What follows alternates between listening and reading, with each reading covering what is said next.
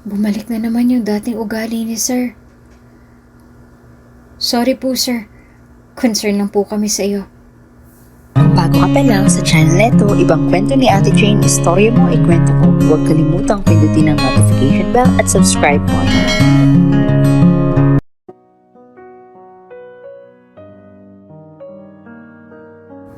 Ang ikawalong kabanata. Natahimik at hindi agad nakasagot si Jenny sa mga tanong na binitawan ni Hugo sa kanya. Hindi niya inaasahan ang mga tanong na iyon. Naku Sir Hugo, mali ka po ng iniisip. Kaibigan ko po yun at hindi po ako. Nanghingi po kasi sa akin ng advice kaya naitanong ko po sa inyo. Palusot ni Jenny at naunahan na naman siya ng takot sa kanyang puso. Ganun ba?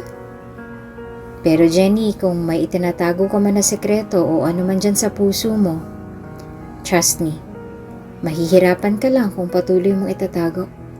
Be honest at magpakatotoo ka. Mas maayos yun.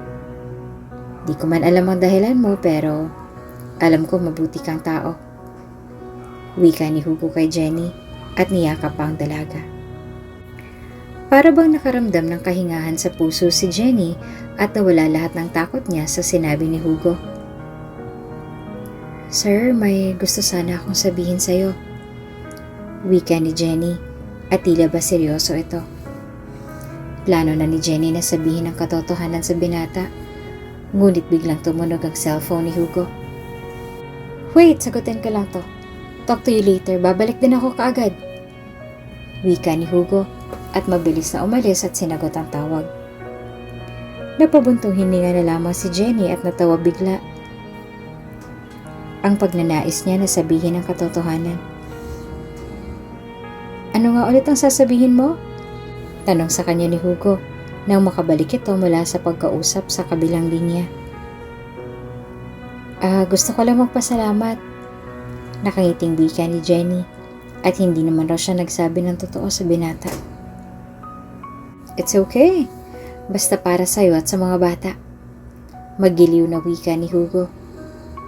Natouch naman si Jenny sa sinabi ni Hugo at nagilty dahil hindi na rin niya sinabi ang totoo. Bakit nga ba lagi siyang nauunahan ng takot? Iyan ang tanong niya sa kanyang sarili at isa lang ang sagot dahil duwag siyang harapin ang katotohanan. Daddy! Sigaw na tawag ni Joseph kay Hugo. At lumapit naman si Hugo sa mga bata at si Ali ay tumabi sa kanyang ate. Ang tamlay mo ate ah. May problema ba? Nag-aalalang tanong ni Ali sa kanyang ate. Ang bait ni Sir Hugo pero patuloy ko siyang niloko. Pinapaikot sa mga kasinungalingan ko. Malungkot na litanya ni Jenny sa nakababatang kapatid na si Ali. Choice mo naman yan, ate. Ikaw ang makakalutas sa mga problema mo. Ikaw din ang makakasagot sa mga tanong mo. Bakit hindi mo subukang umawin habang hindi pa huli ang lahat? Bahala ka, ate. Kapag ready ka na, saka naman huli na para sa inyo ni Sir Hugo. Kita ko kung gaano kasaya ang triplets habang kapiling si Sir Hugo. Gusto mo bang ipagkait sa kanilang kasiyahan na yon? Maging ang katotohanan kay Sir Hugo na anak niya talaga ang mga bata. Diretsyong litanya ni Ali sa kanyang ate at tila ba natauhan si Jenny sa mga salitang binitawan ng kanyang kapatid. Marahil ay tama ang kanyang kapatid at maaaring panahon na para harapin niya ang katotohanan sa totoong ama ng mga bata at maging ang katotohanan na anak ni Hugo ang mga ito. At hindi niya kapatid ang triplets, kundi anak niya. Pag-uwi sa bahay ay tahimik lamang si Jenny at buong gabi niya na nag-isip. Nagigilty siya sa pagiging mabuti sa kanila ni Hugo at sinuklian niya lamang ng panluloko at kasinungalingan. Kinabukasan ay napagpasyahan ni Jenny na sabihin ang katotohanan kay Hugo. Ali, sana tamang magiging desisyon ko. Wika ni Jenny sa kanyang kapatid at labis ang kabang kanyang nararamdaman sa mga oras na yon. Ate, ngayon pa lang ay masaya na ako para sa'yo. Ako ng pinakamasayang kapatid kapag nabuo mo ng pamilya mo. Wika ni Ali at niyakap ang kanyang ate. Masaya ito dahil sa wakas ay nagkaroon na ng lakas ng loob ang kanyang ate para umamin at sabihin ang katotohanan kay Hugo. Sige, aalis na ako. Wika ni Jenny at nagmamadaling umalis sa kanilang tahanan. Pagdating sa pinto ng mansyon ay kinakabahan si Jenny na pumasok. Oh, Jenny, bakit hindi ka pumasok? Takang tanong sa kanya ni Manang Sofing. Si Sir Hugo po. Tanong ni Jenny at nagtaka siya dahil tila ba kakauwi lamang ni Manang Sofing. Naku, hindi mo na naabutan si Sir Hugo. Wika ni Manang Sofing na ikinagulo ng isipan ni Jenny. Ano pong ibig niyong sabihin? Nagugulahang tanong ni Jenny sa matanda. Naku, hindi ba nagsabi sa'yo si Sir Hugo? Kaninang umaga ang flight niya patungong Amerika para sa business trip niya. Doon na bumagsak ang balikat ni Jenny at napailing na lamang. Marahil nakaligtaan kanyang i-text. Biglaan din kasi ang pagpapauwi sa kanya ng daddy niya. Kaya siguro hindi niya na siya nakapagpaalam sa'yo. O siya, halika na at marami pa tayong gagawin sa loob. Wika ni Manang Sofing at para bang nawalan na ng pag-asa si Jenny na masasabi pa niyang katotohanan kay Hugo dahil para bang ang tadhana na nagpapalayo sa kanilang dalawa. Patuloy lang si Jenny sa kanyang pagtatrabaho at tila ba namimiss ang presensya ng lalaki. Jenny, nagsabi pala sa akin si Sir Hugo. 1 linggo lang daw siya sa Amerika at babalik din daw siya. At bilin niya na panatilihin mo daw malinis ang kanyang silid. Wika ni Manang Sofing kay Jenny at sinunod naman ni Jenny ang nais ni Hugo. Pinanatili niya itong maayos at malinis. 1 linggong walang nangungulit kay Jenny at dahil sa pangungulila sa lalaki ay nakalimutan na ni Jenny ang tungkol sa diary. Isang umaga habang abala si Jenny sa pag-aayos sa silid ni Hugo ay bigla na lamang bumukas ang pinto nito at nakita niyang presensya ni Hugo. Matamlay ito at tila ba pagod. Salamat sa pagpapanatiling malinis sa silid ko Makakalabas ka na. Sobrang lamig ng presensya ng binata at tila ba nanibago si Jenny. Naisip niya na marahil ay pagod lamang ito kaya ganon sa kanya ang lalaki. Bumaba na lamang si Jenny at nagtungo sa kusina. Jenny, pinapaabot pala sa'yo to ni Sir Hugo. Wika ni Manang Sofing nang makita si Jenny. Nagtaka naman si Jenny at kinuha ang paper bag na may laman na yung mga laruan ng mga bata at maging imported na chocolate. Lihim naman na napangiti si Jenny at nakalimutan ng panlalamig na trato sa kanya kanina ni Hugo. Masiglang umuwi si Jenny matapos ang kanyang trabaho at ibinigay sa kanyang mga anak ang pasalubong ni Hugo. Muling bumalik sa kanyang isipan ang planong pagsasabi ng katotohanan kay Hugo, kaya nagpasya siyang umamin kinabukasan. Si Sir Hugo po? Tanong ni Jenny kay Manang Sofing nang makita niya ito sa kusina. Naku, maagang umalis si Sir Hugo. Pansin ko busy siya lagi sa trabaho at gabi nang umuwi. Wika ni Manang Sofing at napatango na lamang si Jenny. Buong araw niyang hinintay na umuwi si Hugo, ngunit sawi siyang makita ang presensya nito. Gabi na nang mapagpasyahan ni Jenny na umuwi at sakto naman ang pagdating ni Hugo. Gabi na, ba't nandito ka pa? Nakakunot noong tanong ni Hugo sa kanya. Sir Hugo, gusto po sana kitang kausapin? Wika ni Jenny at nagbabaka sakaling pagbigyan siya ni Hugo. Gabi na at baka wala ka ng masakyan. Gusto ko na din magpahinga. Bukas na lang tayo mag-usap. Wika ni Hugo at dinaanan lamang si Jenny. Nalungkot naman si Jenny dahil ramdam niya na para bang lumalayo sa kanya si Hugo. Iniisip niya na baka alam na nito ang katotohanan o may iba pa itong rason kung bakit ganoon ang trato nito sa kanya. Patuloy na sinusubukan ni Jenny na kausapin si Hugo ngunit palagi siyang palpak at sawi. Minsan pa ay maaga siyang pumasok at dinalhan si Hugo ng almusal, ngunit wala na ito sa silid niya.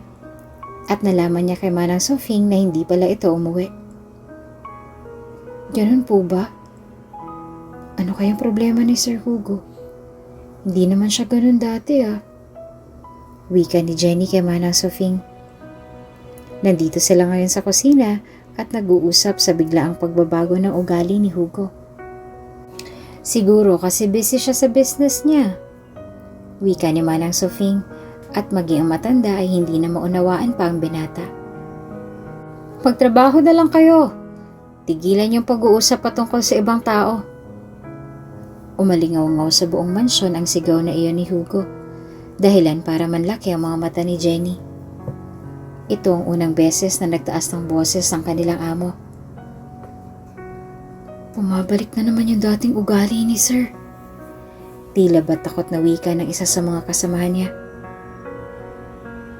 Sorry po sir, concern lang po kami sa iyo. Wikang paghingi ng paumanhin ni Jenny at yumuko pa. Nilagpasan lamang siya ni Hugo at hindi malaman ni Jenny kung ano bang mali. Sa sitwasyon na ito ay wala magawa si Jenny kundi ang manahimik na lamang.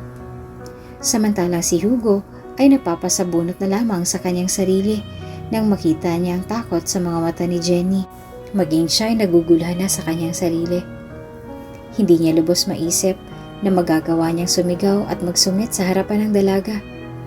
Ngunit ginawa niya lamang iyon upang magpalayo ang loob sa dalaga.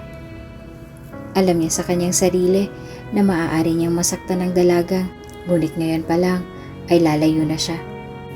Pero sa tuwing iniiwasan at nilalayuan niya si Jenny, ay para bang pinupunit ang kanyang puso sa sobrang pagnanais na makasama ito, maging ang mga bata. Samantalang si Jenny ay unti-unting nasasanay sa pagiging irritable at masungit ni Hugo. Sir, leche flan po. Wika ni Jenny at inilapag ang baon na ng leche flan sa lamesa. Hindi naman sumagot ang binata, kaya umalis na si Jenny. Ngunit laking tuwa niya nang ngumiti si Hugo at kinain ang leche flan na ibinigay niya. Ilang linggo na naganon si Hugo sa kanya.